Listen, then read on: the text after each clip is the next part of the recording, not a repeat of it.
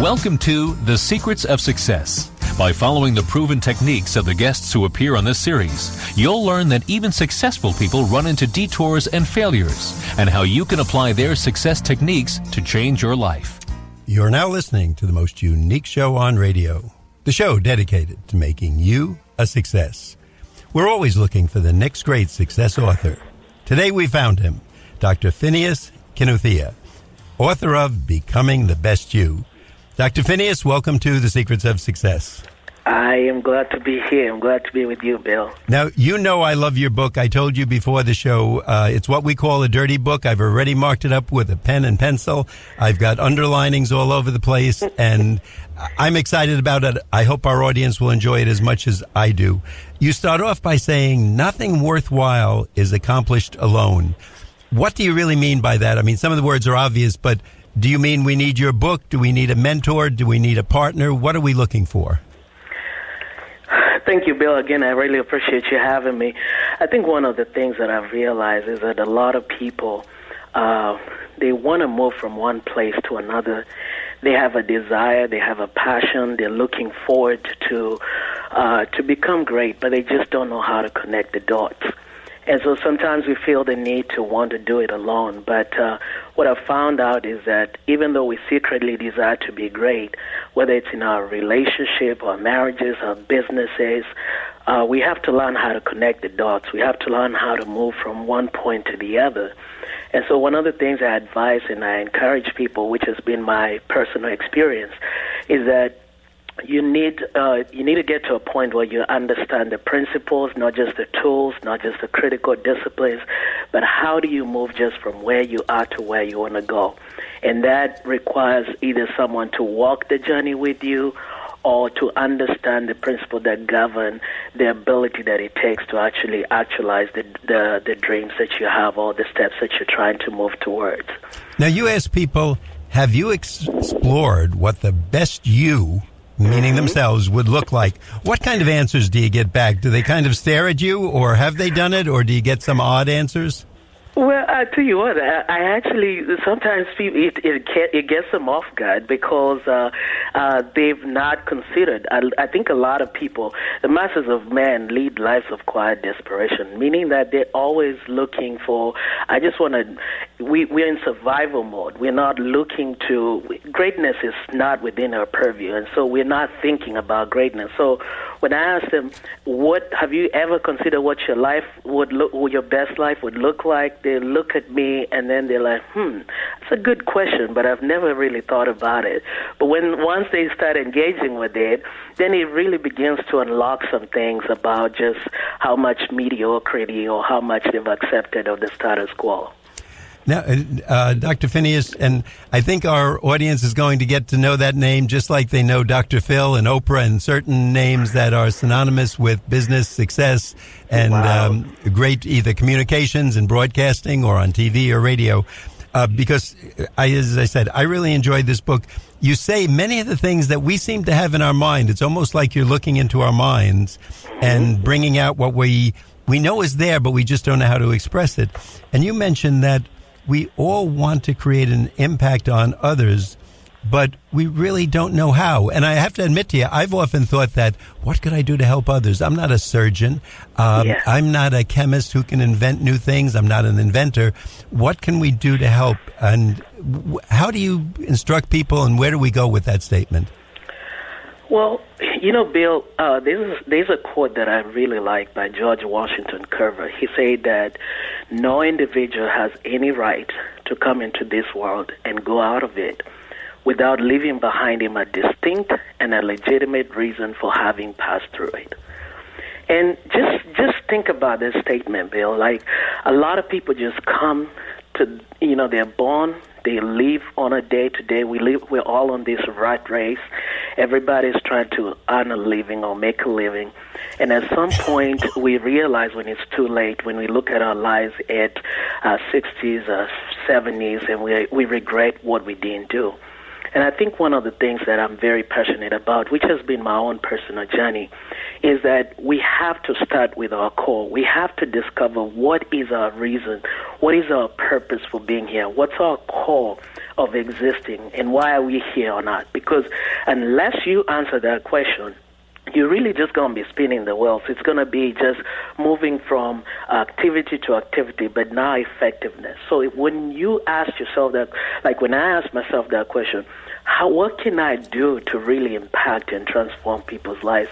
And I began to realize that before I can start with others, I got to start with myself. I got to know exactly what I'm about. What am I here on earth to do? And what was I placed here to do? And then go after that, because as you go after your core, which is the purpose for which you exist, then you can begin to bring significance in other people's lives. So a lot of people are looking for what to do, and I tell people it's not about doing, it's about being. If we can get you to be who you are purposed to be, then everything you do will have meaning. Everything you do will have significance, and that way I don't have to find something to do to make a difference. Just by being, I'm actually transforming and equipping other people's lives as well. So it's not an actual task. I'm going to use myself as an example. If I want to have some more meaning, it's not giving a check to a charity, which would be nice, but Right. It's not necessarily doing that or spending a day helping someone build a house or something like that. It's finding out our core, C-O-R-E, core values, and Right. working with them and making that part of our actual everyday being. Absolutely, and you're right, Bill, but we cannot dismiss the value that those things have as far as whether it's, charitable contributions, being a philanthropy, working with, trying to help the disenfranchised. Those things are good, but at the core, those things that's why you can't find significance by just doing that. Now, that's a byproduct of something bigger within you, because our sense of purpose has to start within us. It doesn't start outside of us. But we try to do things outside so we can find significance inside, and then we get frustrated because there's no fulfillment. Because what we're doing is we're doing things unto others, but we've not fully come to a full awareness or to that place of full knowledge or total knowledge of who we truly are. But if we discover the core, the true essence of who we are, and everything evolves from that, and everything revolves around that. I say that, I say this in the book, that everything we were meant to be originate from the core of who we were created to be. So there are things that, I'll tell you a story, Bill. There's a family in Europe that found this little ship that was outside, and it was cold, it was winter, and they decided to bring this little ship inside the house. And we'll call the ship Jesse. And then Jesse met Jack. Jack was their dog, and the dog, of course, was always staying inside. And over time, Jesse, because the family didn't want to put Jesse out during the winter, Jesse the ship started observing what Jack, the dog, was doing. It would fetch the bone, it would run, and it would wiggle its tail. And all of a sudden, Jesse started doing the same things because Jesse was just a little ship, a lamb, And then over time, he just adopted to try to be and to do these things that Jack, the dog, would do. And I always ask people, so when we look at this case, and sometimes people think it's absurd, but when we look at that story, Jesse was born to be a ship. But he's trying to bark or trying to fetch like a dog, but he will never be a dog. And I wonder how many people in life try to be what they were never meant to be just because of their status quo. They came into something and started out something. Your family told you this is what you have to do, this is where you have to start.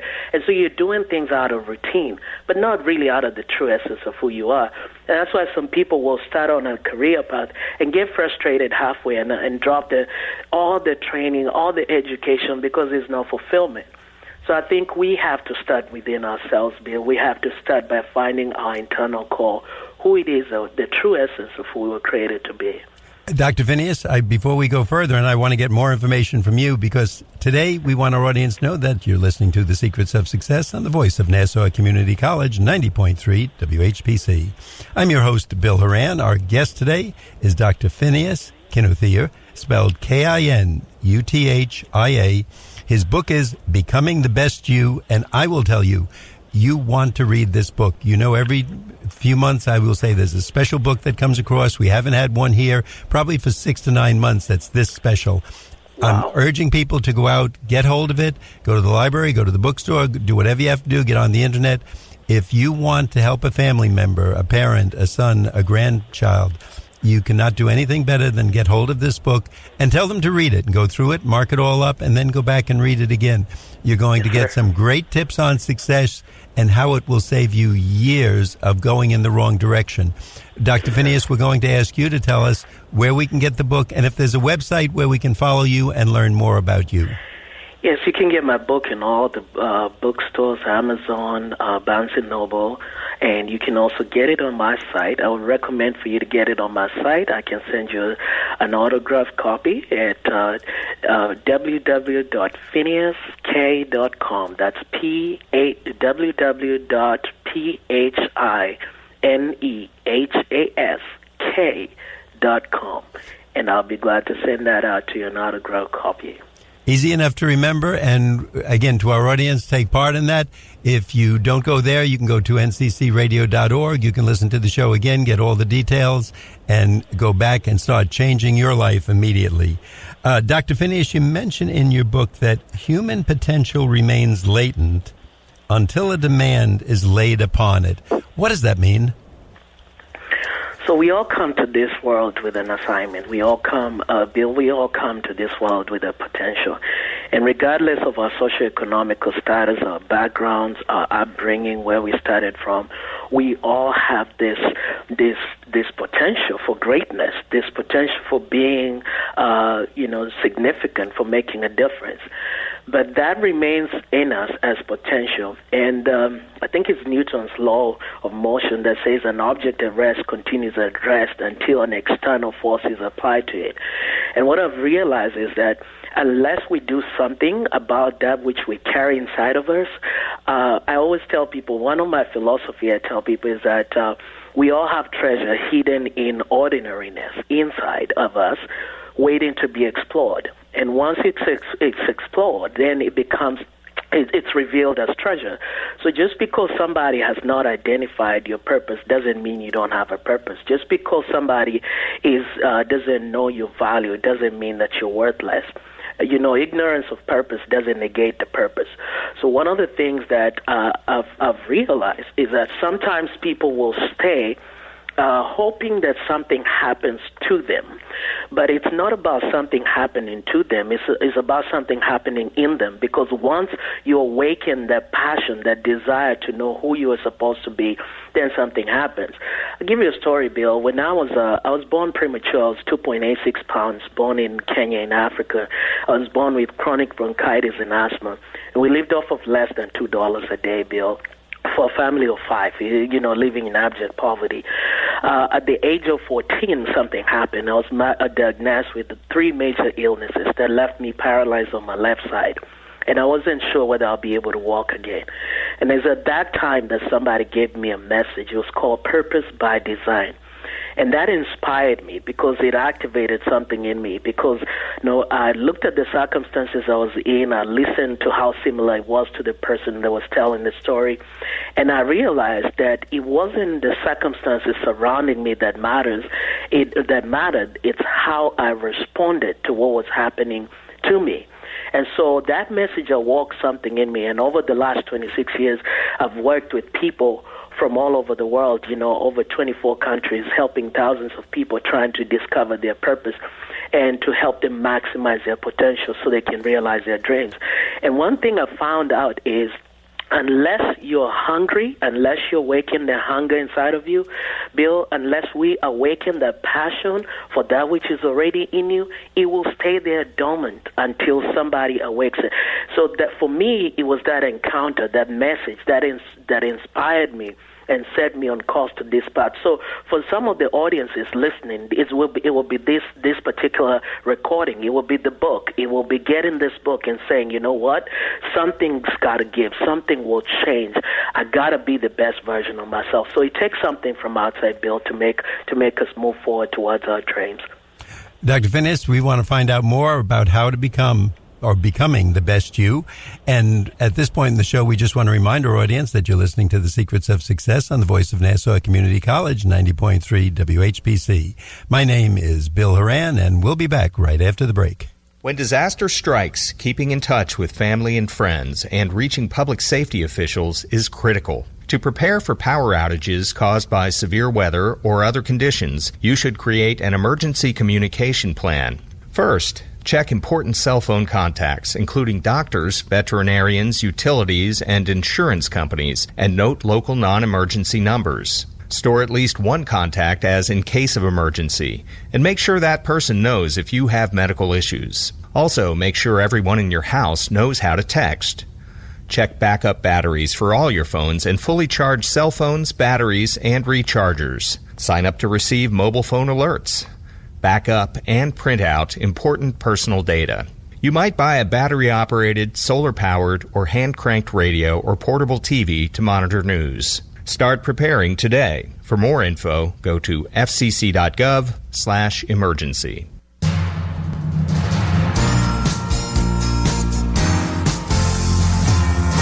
Welcome back. You're listening to The Secrets of Success on the voice of Nassau Community College, 90.3 WHPC. I'm your host, Bill Horan, and today our guest is Dr. Phinehas Kinuthia, and he is telling us about his book, Becoming the Best You. Dr.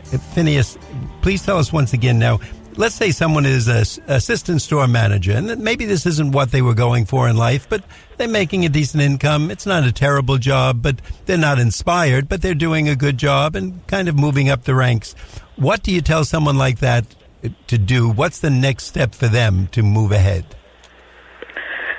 I think that first, Bill, one of the things they have to do that I would recommend is that they first have to know what kind of a future they desire to have. I think a lot of times people don't take action because of ambiguity. They're not clear as to what they want out of life. They just hope and wish as a strategy, and hoping and wishing is not a strategy. You know, we all have to define our dreams. We have to build our lives around our dreams. But in order to do that, we have to define our dreams. And that means that if let's say a person is working as a manager at a store, an assistant manager at a store, what's their goal? Are they trying to be the manager, or are they trying to run their own, to have their own store? Are they trying to move up the ranks and get to become a CEO or to become a district manager? Or what does it really look like? They have to first map out the path. You must decide first where you're trying to go, because when you decide where you're trying to go, the method to obtain it will always emerge. And so a lot of times people are not clear. So I would say, one, is sit down.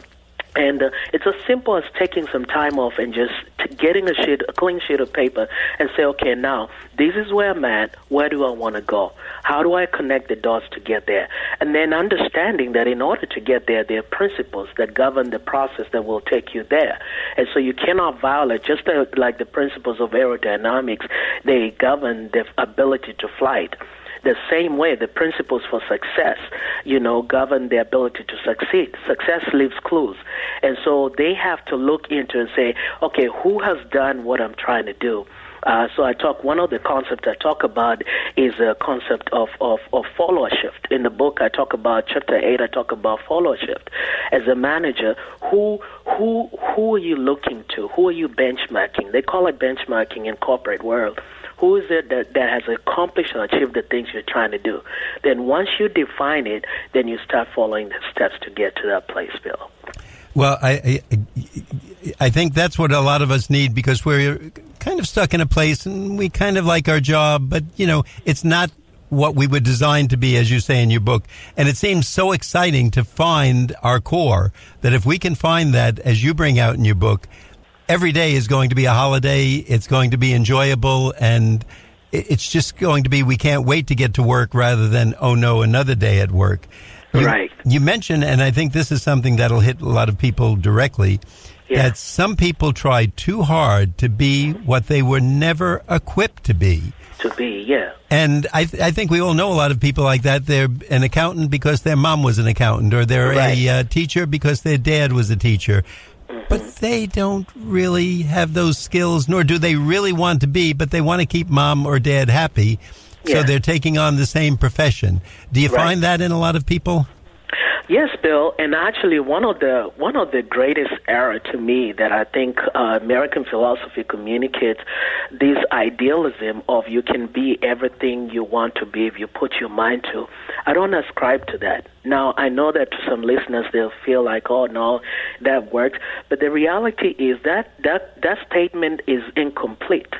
You know, you cannot be anything you want to be just because you put your mind to it. You can only be anything you want to be within the confines of who you were created to be. And so a lot of people are frustrated because they don't know who they're supposed to be. They're not sure of what their core is. They're not sure of what their assignment is. And so they're chasing other people's dreams. And some parents are actually living through vicariously through their children by causing their children to pursue dreams that they're not passionate about. But Vince Lombardi said something. He said, success demands singleness of purpose.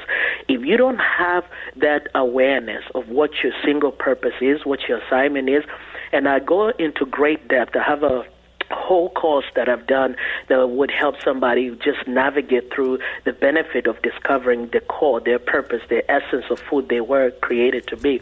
Because purpose is never independent of design, Bill. The way we are created, everything we need is already in us. You see, I always tell people that the empowerment within us is proportionate to our assignment in life.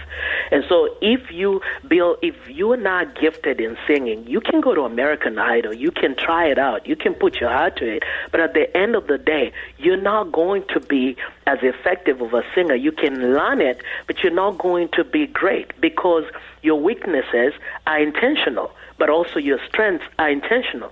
And so we build our lives by trying to perfect what we are not instead of building on who we are, you know.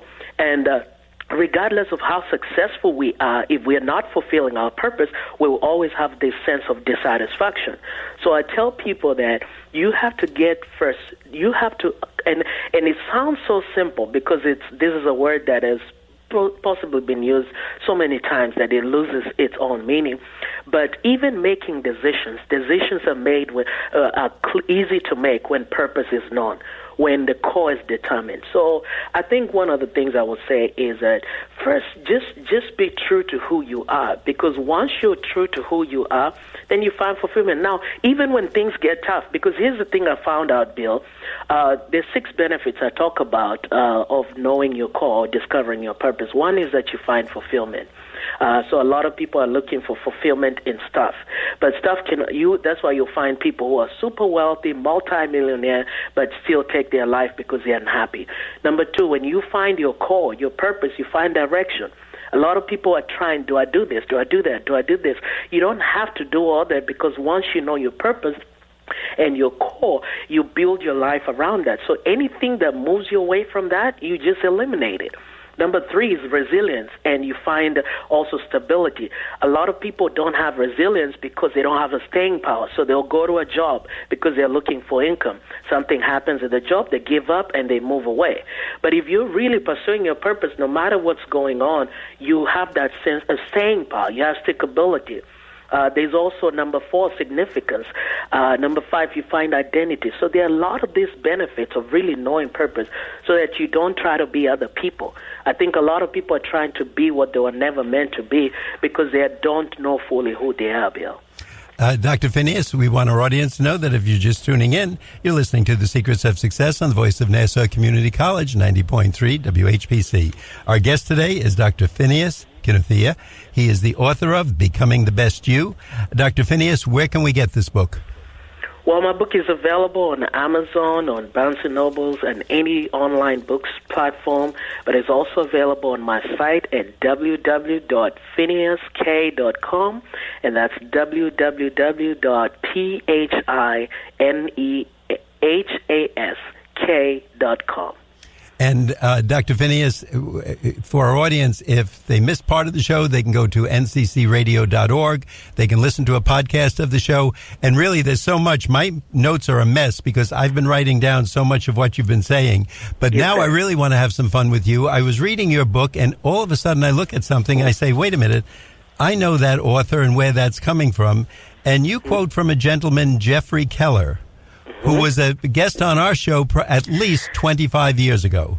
Wow. And I love Jeff. His words are, attitude is everything, and I want you to talk about how important that is today. Well, attitude, and I'm glad you mentioned about Jeff.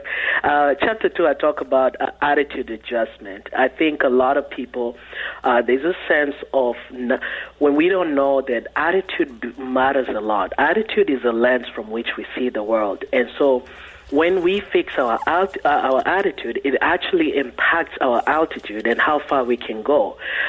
Somebody talked about that a bad attitude is like a flat tire. You cannot go anywhere until you fix it. And so that's the thing. I've found out that in life, like for me, I've gone through a lot of hardships and a lot of difficulties. But what I found out, Bill, is not what happened to me. It's how I've responded to what's happening to me. Somebody can look outside and say, I don't like the weather, but somebody else can look outside and say, man, this is a beautiful weather. I always enjoy this kind of season. And it's all about perception. And I tell people that our attitude cannot change until our mentality shifts. A lot of times we tell people to have a good attitude, but their mentality, their frame of reference, their perspective from which they're drawing from is skewed. And so when it's skewed, they're not able to see things differently. And so I've realized that attitude really is more important than aptitude, than ability, because our attitude matters. It influences a lot of things. It influences how far we go. It influences how people see us. It influences how we see the world. I think somebody said that we do not see the world as it is, but as we are. And so our attitude reflects who we truly are. So yes, attitude is very significant if you're going to move towards greatness and become everything you're purposed to. Dr. Phinehas, again, I want to tell our audience, it's not a difficult book to read, Becoming the Best You by our guest, Dr. Phinehas Kinuthia. But it's a book you'll want to underline, mark up, read again and again and again, and carry with you on your road to success. I truly believe this is one of the magic books that will help you get to where you want to go. And little did I expect to see one of our original guests from over 25 years ago, Jeff Keller, in the book. But there he is. Attitude is everything. Dr. Phinehas, I want to thank you for being with us today. Tell us that website once again. It's www.PhinehasK, PHINEHASK.com. Thanks so much for being with us today. Lots of good luck with becoming the best you. We'd like our audience to know that you've been listening to The Secrets of Success on the voice of Nassau Community College, 90.3 WHPC. I'm your host, Bill Horan, asking you to please join us again next week at this same time when we will continue our journey to success.